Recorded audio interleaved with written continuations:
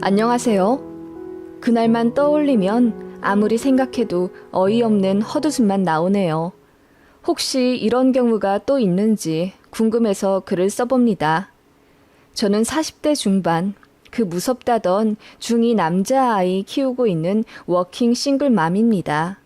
이혼은 했습니다만 제가 공무원이기에 월급은 그닥 많지는 않아도 아들과 둘이서 검소하고 단정하게 살고 있습니다.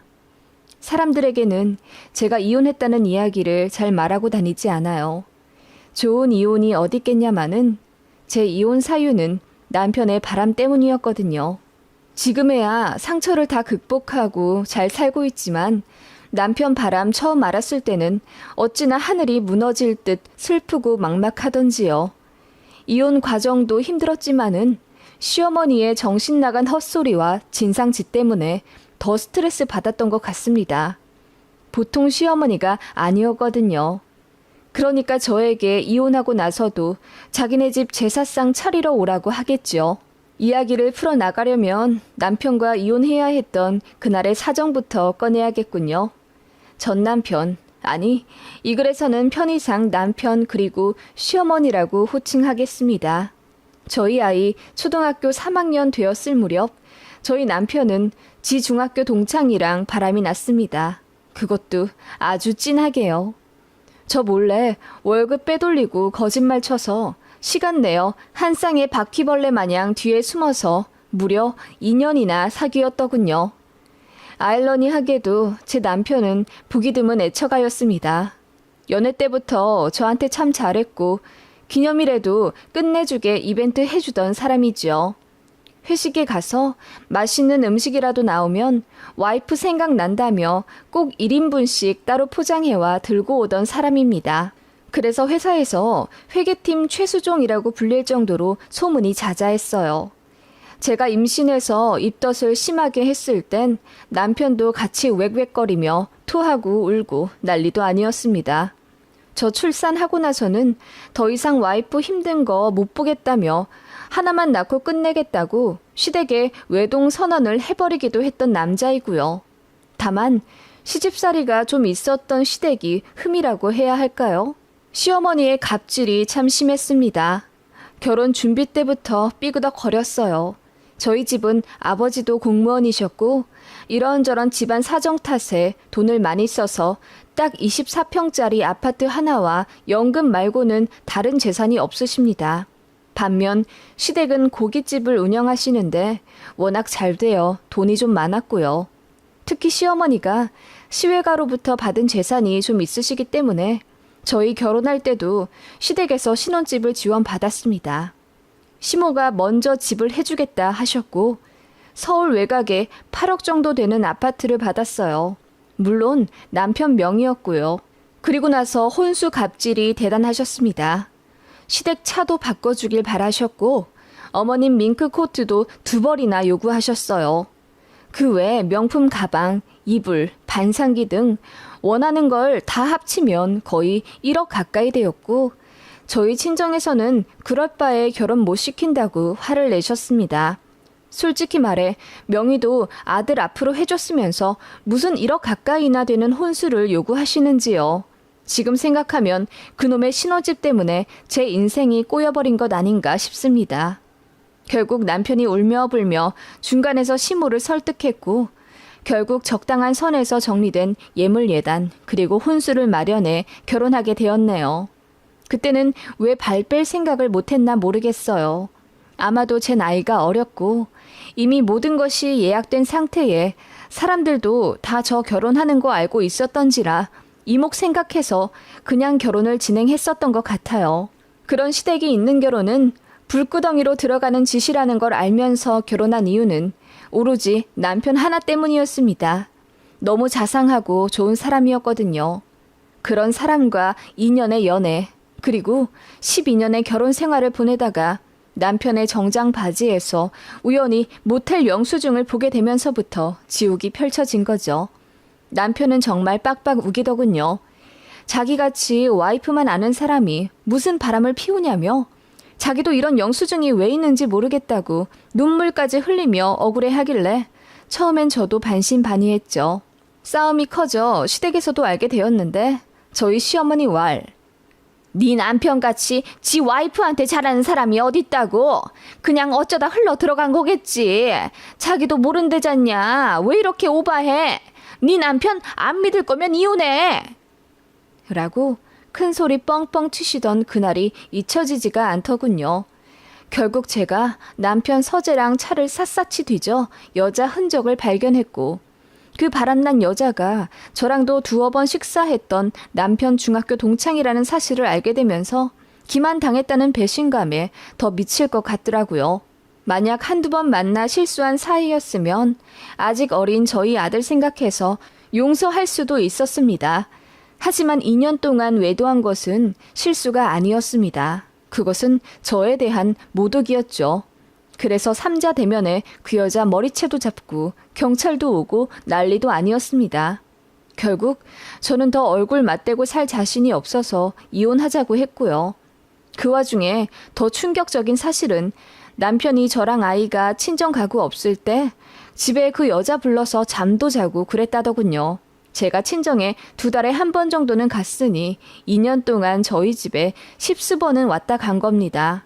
심지어 저희 안방 침대에서 그 짓거리를 했다는 걸 생각하니 피가 거꾸로 솟는 기분이 아닐 수 없었습니다. 더 놀라운 사실은 남편이랑 그 여자는 서로를 여보라고 부르더군요. 그러면서 블랙박스랑 핸드폰 관리를 정말 철저하게 하고 있었고요.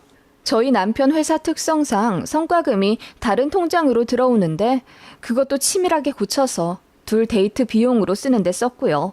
제가 바보여서 몰랐을 수도 있겠지만 남편은 제 앞에서는 둘도 없는 애처가에 가정적인 척 안심을 하게 만들어 놓고는 그렇게 치밀하게 증거들을 다 없애고 관리하는데 저는 속수무책으로 당한 거죠. 저는 너무 큰 실망감과 배신감에 돌아버릴 것 같았습니다. 남편은 울고불고 난리였죠. 제발 한 번만 봐달라 무릎 꿇고 빌고 이혼만 아니면 뭐든 하겠다며 삭발까지 할 기세더군요. 양가에서도 알게 되었고 저희 아버지는 극도로 분노하셨어요. 어머니는 그 착한 이서방이 어떻게 2년이나 바람을 피워서 내 딸 마음에 대못을 박을 수 있냐며 통곡하셨고요. 시댁에서도 처음에는 남편더러 뭐라고 했죠. 시아버지는 몽둥이까지 들고 와서는 당신 아들을 모질게 혼내 정신을 차리게 해주겠다며 흠씬 두들겨 팰 듯 액션을 취하셨고 시어머니도 왜 그런 못난 짓을 했냐며 등짝을 때리셨고요.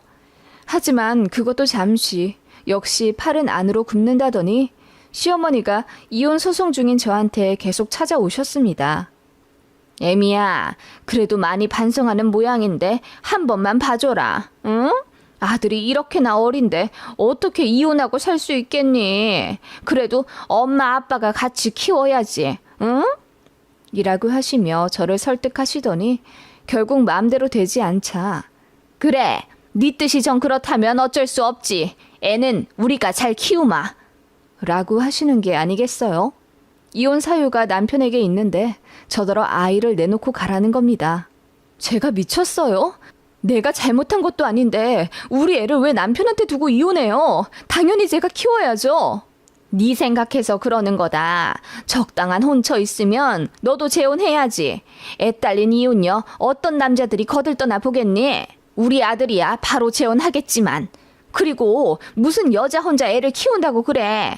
우리 집은 돈이라도 많지만 넌 뭐가 있니? 니네 친정 개뿔 없으면서 말이야. 괜한 자존심에 애 앞길 망치지 말고 우리한테 애 주고 가라. 라고 모진 말씀을 하시더군요. 그날 정말 목이 찢어져라 울부짖었던 기억이 나네요.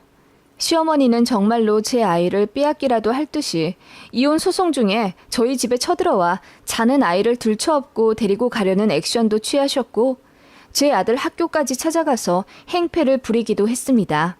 저는 위자료도 필요 없으니 양육권과 양육비 100만 원을 요구했고요. 시댁은 돈도 많으면서 양육비 100만 원이 너무 말도 안 되게 높다며 못 주겠다고 항소하더군요. 그리고 몇 천만 원 들여 변호사를 샀고요. 그야말로 진흙탕 싸움이었습니다. 시댁은 그렇게 아무것도 가진 것 없는 저와 싸워 양육비를 결국 월 80만 원으로 깎았습니다. 손자한테 주는 돈은 아깝지 않지만 저한테 주는 돈은 아깝다면서요. 진절머리가 나더군요. 그 와중에 아이 아빠란 놈은 지 엄마 뒤에 숨어서 아무것도 하지 않았습니다. 막상 헤어지고 남이 된다고 하니 더 이상 저에게 에너지 쓰고 싶지도 않은 듯 제가 이혼 소송을 건 그 순간부터 아이의 집을 나가버리고 연락조차 제대로 되지 않았고요. 그래서 거의 시어머니랑 이혼 소송을 하다시피 한 겁니다. 제가 얼마나 힘든 시간을 보냈는지 아시겠죠? 아무튼 결국 그렇게 이혼이 마무리되었고 살던 집에서도 쫓겨나게 되었습니다. 그 집은 어머님이 남편 명의로 사준 집이었으니까요. 재산 분할을 어느 정도 받긴 했지만 그걸로는 살던 집이랑 비슷한 여건을 찾기가 힘들더군요. 공무원 대출과 한부모 혜택 등을 알아본 후 적당한 거처 찾아 이사를 준비하고 있는데 시어머니란 사람이 그러더군요. 너 그 집에서 계속 살고 싶냐? 그럼 지금이라도 늦지 않았으니 재결합하거라. 어이가 없어서 웃어버렸더니 시모가 또 이러더군요. 너 내가 해준 이 집에서 거의 10년도 넘게 살았으면서 설마 입 싹 닫고 가려는 건 아니겠지? 그게 무슨 말이에요? 제가 입을 싹 닫고 가다뇨? 다음 달에 현준이 증조 할아버지 할머니 제사인 건 알고 있지? 다른 건 몰라도 그날은 꼭 챙겨서 제사 지내러 오거라. 네? 저더러 제사상 차리러 오라고요? 어이가 없어서 제 귀를 의심할 수밖에 없었습니다. 그래, 너 내가 해준 신혼집에서 누릴 거 다 누렸잖니? 인프라 좋아서 살기도 편하고 다들 너 이 집에서 신혼집 시작한 거 부러워했다면서. 게다가 8억으로 사준 집이 지금은 거의 20억 가까이 됐으니 그거를 돈으로 환산하면 얼마야? 그래서요? 저한테 뭐가 이득이 되었는데요? 남편이 공동명의로 하자는데 어머님이 절대 안 된다고 반대하셨고요. 그 집에서 저는 일하랴, 애 키우랴, 집안일 하랴, 뭐 쉬지도 못한 10년이었는데 내가 뭘 누렸다는 건데요? 이것 봐라, 고마운 줄도 모르고. 그래도 내가 해줬으니 너도 떵떵거리며 잘 산 거지. 나가야 할 이자 안 내고 그 돈으로 네 코트 사 입고 화장품 사 쓰고 한 거 아니겠니? 제가 뭘 그렇게 사 입었다고요. 아시잖아요. 현준이 아빠가 저한테 거짓말하고 월급도 줄여서 얘기한 거. 여유 없었다고요. 아시잖아요. 집 해준 대가로 오히려 저한테 용돈 요구하신 건 어머님이시고요. 제가 소리 지르며 말하자 시모는 멋쩍다는 듯 아무 말도 없더니 이윽고 또다시 신혼집 해준 얘기와 제 아들 현준이 이야기하면서 이혼을 해도 완전히 남은 아니라고 하시더군요. 솔직히 저도 그건 압니다. 제 아이는 잘못이 없어요. 오히려 피해자입니다. 어떻게 보면 제가 남편에 대한 분노를 참지 못해서 이혼하는 거고 그 바람에 하루아침에 아빠가 없어지고 이사를 가게 된 가엾은 아이입니다. 그걸 저도 잘 알고 있었고 그렇기 때문에 누구보다 많이 미안해하고 있어요. 시모는 제 마음을 정확히 관통해 파악하신 후 제 약점과도 같은 이야기를 계속 꺼내시더군요. 현준이 생각해서라도 조부모 집에 자주 오게 해라. 현준이한테는 핏줄이잖니. 그러니까 제사 와서 절도 하고 그래야지. 나중에 재산이 현준이한테 어느 정도 갈지도 모르는데 네가 그렇게 나서서 차단해버리면 네 아들만 손해잖니. 시모의 그 말이 틀린 건 아니었습니다. 제 아이한테는 여전히 할머니, 할아버지이자 아빠인 그들이니까요. 재산 얘기도 어느 정도 맞다고 생각했습니다. 제가 아들 하나만 낳고 외동으로 끝낸 데다 남편한테는 여동생밖에 없어요. 그래서 시부모님은 제 아들이 대를 이을 수 있는 유일한 자손이라고 늘 애틋해 하셨죠. 그래서 저랑 남편 이혼할 때도 어떻게든 제 아이 데려가려고 난리를 치셨던 거고요. 저나 저희 친정한테는 이렇다 할 재산이 없기 때문에 시댁이랑 굳이 척지어 사는 것도 바람직하지 않다는 게 제 이성적인 판단입니다. 속은 열불이 터지지만요. 그래서 저도 많이 생각해서 제 아이는 제사 때 데려가기로 했습니다. 물론 저는 시가에 안 들어가고 아이만 가서 절하고 식사하면 제가 데리고 나오는 식으로요. 그런 식으로 조율을 하겠다고 하니 시모가 그럼 제사 준비는? 라고 묻더군요. 사실 그동안 저는 시댁 제사 때마다 얄짤없이 불려가 몇 시간 동안 제사상 차리느라 고생했습니다. 그날은 반차를 내서라도 반드시 시댁에 가야 했기에 제 주변 사람들이 저를 안쓰럽게 생각하곤 했습니다. 시모가 절대 이해해주지 않았기 때문입니다.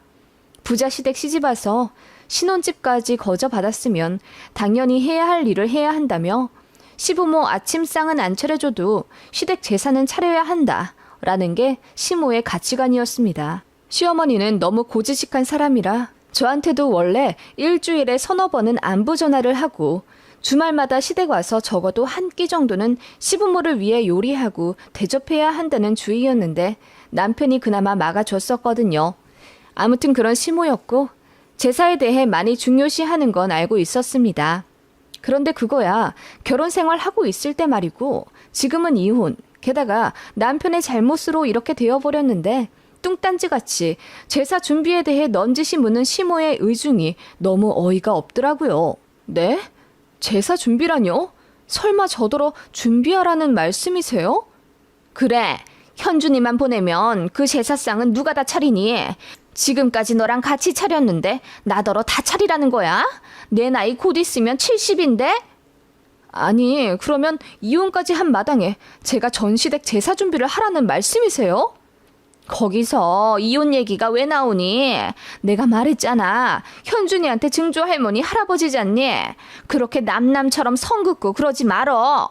그래서 제사할 때만큼은 현준이 보낸다고 하지 않았어요? 뭘 더 바라세요? 제가 소리를 빽 지르자 어머님이 얼굴이 불그락 푸르락 해서는 너도 도리를 해야 하지 않느냐? 현준이 어머니면 너도 당연히 제사상 차리는 거 도와야지. 말도 안 되는 소리를 하고 있어. 라고 하더군요. 기가 막혀서 웃음이 나와버렸습니다. 제가 실성한 듯 웃자 시모가 당황한 듯 하더군요. 쌍욕만 안 오갔지. 이혼 소송하느라 진흙탕 싸움까지 한 마당에 오붓하게 전을 붙이라는 말씀이세요? 지금 현준이 할머님이야말로 말이 되는 소리를 하시는 거예요? 어머님이라는 호칭도 붙이기가 싫더군요. 그래서 현준이 할머님이라고 부르니 시모가 그 호칭도 마음에 안 든다면서 한 번 시어머니면 영원한 시어머니라고 하더군요. 그리고 어찌되었건 결혼하면서 본인이 저희 신혼집도 해주고 현준이 장가갈 때도 집을 해줄 거라면서 호칭 똑바로 하라고 소리를 지르시더군요. 징글징글 하더군요. 그래서 그냥 됐다고 했습니다. 그동안 아이 생각해서 더러워도 참은 게 몇 번이고 제삿날 아이 보내는 것도 진짜 선심 써서 그렇게 하려고 했던 건데 이제 그렇게 하기도 싫어졌다고 했습니다. 시모는 뒤늦게 저를 잡으려고 애걸복걸을 했지만 그렇게 저는 이사를 가버렸고 시모 전화와 카톡도 전부 무시했습니다. 그리고 문제의 전시댁 제삿날이었죠. 이혼하고 처음으로 맞는 제사였습니다. 몇 시간 동안 기름 냄새 맡아가며 전 부치고 시모 눈치 안 봐도 되니 좋더군요. 전 남편 놈이 저한테 전화해서는 정말 우리 집 안 올 거야? 엄마가 기다리시는데? 라고 묻더군요.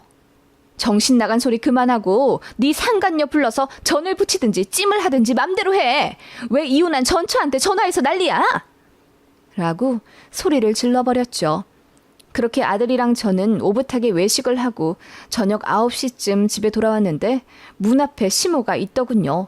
딱 봐도 씩씩거리며 화를 주체 못하는 듯 보였습니다. 참고로 아이 아빠가 이사간 주소를 알고 있었어요. 그래서 자기 엄마한테 알려준 거겠죠. 애 앞에서 또 안 좋은 꼴 보이기 싫어 애부터 집안에 들여보내고 시모를 아파트에서 최대한 멀리 떨어진 곳으로 끌어내 이야기했습니다.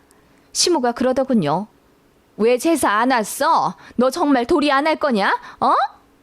도리요? 그걸 왜 저한테 찾으세요? 제가 현준이 아빠한테 말했는데 못 들으셨어요? 그년 불러서 전 부치라고 했는데요. 이혼한 아들 전처한테 대체 왜 이러세요? 걔랑은 이미 끝냈어. 어쨌거나 내 며느리는 너고 내 손주는 현준이 하나뿐인데 네가 어찌 이러냐? 제가 왜 아직 며느리예요? 어이가 없네요.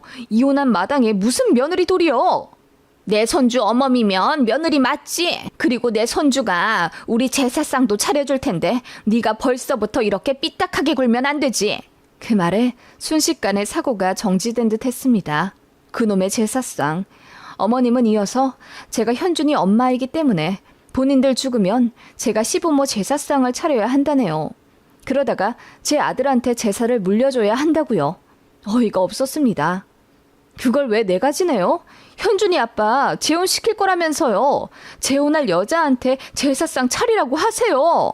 내가 재혼해도 애는 낳지 말라 그랬다. 골치 아프다고. 막무가내더군요. 자기 아들이 재혼해도 손자는 더 보고 싶지 않다고 하셨대요. 그래서요? 아니, 제사상이 그렇게 아쉬우면 아들 단속부터 잘하셨어야죠. 네? 너 정말 1억이냐? 현준이 생각하면 이렇게 나오면 안 되지. 현준이 생각해서 지금 현준이 할머님은 옳은 행동을 하고 계세요? 현준이에게 준다는 재산 핑계로 저랑 제 아이 옥죄려고 한다는 생각 안 해보셨어요? 현준이 지금은 어리지만 더 커서 이 사실 알게 돼도 자기 할머니 좋아할까요? 엄마 두고 바람난 아빠와 이혼해도 제사상 차리러 오라고 난리친 할머니를요. 제가 한마디 하자 시모가 갑자기 당황한 듯 아무 말도 못하더군요.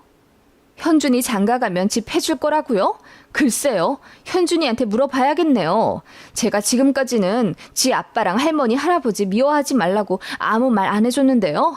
자꾸 이렇게 나오시면 저도 애한테 1부터 100까지 다 밝힐 수밖에 없어요. 아니, 예, 그건... 시모가 말을 더듬으며 얼굴이 새빨개지더군요. 사실 저는 아이에게 더 상처 주고 싶지가 않아서 남편 바람에 대해 함구하고 있었습니다. 제 아이는 그냥 저랑 남편의 성격 차이로 이혼하는 줄만 알아요. 남편이 2년이나 가정을 속이고 다른 여자와 바람을 피웠다는 사실을 모르게 해주고 싶었습니다.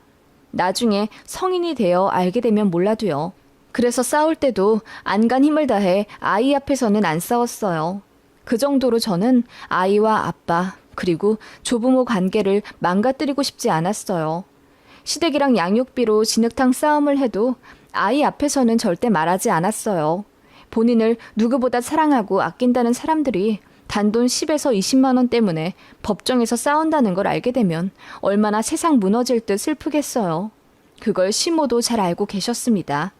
그래서 제가 아이한테만은 비밀 지키고 있는 걸 고마워하셨죠. 정말 우습더군요. 저는 제 아이를 위해서 그렇게 한 건데요. 솔직히 말해서 제 아이가 제 약점은 맞습니다만 시어머니의 약점이기도 합니다. 저는 똑같은 사람 되기 싫어서 참고 있었던 거고요. 결국 저도 완전 폭발해 버렸습니다. 존댓말 쓰기도 싫더군요. 지금 현준이한테 가서 다 말해버리려고. 당신들 애한테 들어가는 그 몇십만 원 아까워서 어떻게 했어? 몇 천만 원 들여서 변호사 샀지? 그래서 결국 양육비까지 깎더니 이제 와서 뭐? 내 아들한테 제사를 물려줘? 나더러 며느리 노릇을 하라고? 그래서 제사상을 차리러 오라고? 너 같으면 그렇게 하겠냐? 라고 했더니 시모가 얼굴이 파리해지더군요. 저는 늘 내내거리는 순종적인 며느리였습니다. 이혼하면서도 최대한 화를 참고 또 참았던 사람이고요. 가뜩이나 몸도 왜소한 편인데다 목소리도 작아서 거구의 시어머니는 늘 저에게 큰 소리로 호통치시고 만만하게 보고 얕보셨습니다. 그런데 이제와 반말까지 써가며 소리를 지르니 충격 꽤나 받으신 모양이더군요. 제사? 그래, 더러워서 내가 차려줘야겠네. 당신들 제사상에 뭐 올려주면 돼? 붕어빵? 치토스? 먹다 남은 유통기한 지난 빵 쪼가리라도 올려주면 다행이겠네. 바람나 이혼한 전 남편 부모 제사를 깍듯이 차려줄 거라 착각하는 당신도 참 한심하다. 뭐라고? 아니, 현준애미야. 너 갑자기... 그냥 현준이한테도 다 얘기를 해버리려고. 너한테 한 푼 주는 거 아쉬워서 맞소송까지 건 사람들 얼굴 계속 볼 거냐고. 네 아빠가 엄마한테 얼마나 큰 상처를 줬는지도 내가 지금 당장 집에 들어가서 자세히 다 말해줘야겠네. 라고 했더니 시모가 얼굴이 사색이 되어 저를 붙잡더군요. 그게 아니라... 그게 아니긴 뭐가 아니야? 그리고 뭐? 현준이 장가가면 집을 해줘? 퍽이나 해주겠다. 양육비 몇십도 아까워하는 인간들이. 아니 그건 너도 알잖니. 너한테 돈 흘러 들어갈까봐 그렇게 한 거지. 나중에 현준이한테 잘 해주려고 했어. 그리고 현준이도 성인 되면 이해할... 과연 이해를 할까? 내가 지금 물어봐야겠네. 라며 제가 집으로 들어가려고 하니 시모가 거의 울부짖다시피 하며 빌더군요. 제발 제 아이한테 그렇게 말하지 말라면서요. 그렇게 1시간 정도 실랑이를 벌였습니다. 지나가는 사람들이 별로 없어서 망정이지 동네 망신 꽤나 당할 뻔했어요. 시모는 그렇게 저에게 빌었고 저는 다시는 찾아오지 말라고 했습니다. 아이 앞으로 뭐 안 해줘도 되니 제사 핑계로 할머니 할아버지 집에 들일 생각도 말라고요. 면접 교섭일 되면 밖에서 아이 아빠 만나게 해줄 거라고요. 그리고 이렇게 막무가내 찾아오는 거 전부 경찰에 신고할 거라고 했습니다. 아예 막 나갔죠. 이럴 거면 양육비도 안 받고 친권 오롯이 제가 다 갖겠다고요. 당신들 현준이 머리카락도 못 보게 해주겠다고 하니 시모가 엉엉 울더군요. 시모는 결국 제 앞에서 무릎을 꿇고 빌었고요. 제사 때 아이는 안 가게 되었습니다. 적당히만 했어도 이렇게까지는 안 되었을 텐데 말이죠. 그렇게 몇 년의 세월이 흘렀습니다. 아이와 저는 새로 이사간 곳에서 잘 적응해서 살아갑니다. 다행히 사춘기도 순하게 온 아이라 엄마랑 시간 많이 가지는 너무너무 착하고 의젓한 아들입니다. 이혼 사유에 대해 정확히 말해준 적은 없지만 느낌상 어느 정도 눈치챈 듯 하고요. 면접 교섭일에는 밖에서 아빠만 잠깐 만나고 할머니랑은 안 만나려고 하더군요. 덕분에 시모만 애가 타고요. 전 남편은 그 상간녀와 재혼하는 듯 하더니 결국 엎어졌나 보더라고요. 얘기 듣기로는 그 여자가 시집 오기 싫다고 했대요. 보나마나죠. 시어머니 자리 보고 도망간 거죠. 전 남편 회사에도 소문이 쫙 돌았다고 하더군요. 바람나서 이혼 당했다고요. 평판이 중요한 회사라 아마 얼굴에 먹칠 꽤나 했을 겁니다. 시모는 그렇게 나이 70 다 돼서 아들 뒤치다꺼리 한다고 고생 꽤나 하는 모양이더군요. 참 꼬습습니다. 일어나지 않았다면 좋았을 일이지만 이미 일어나게 된 거 씩씩하게 싸우고 내 앞길 찾아 떠나는 게 최고인 것 같습니다. 그게 나와 내 가장 소중한 사람을 지키는 방법이더군요. 보는 분들에 따라 사이다가 아닐 순 있겠지만 저는 지금 참 행복하다는 걸 말씀드리고 싶어요.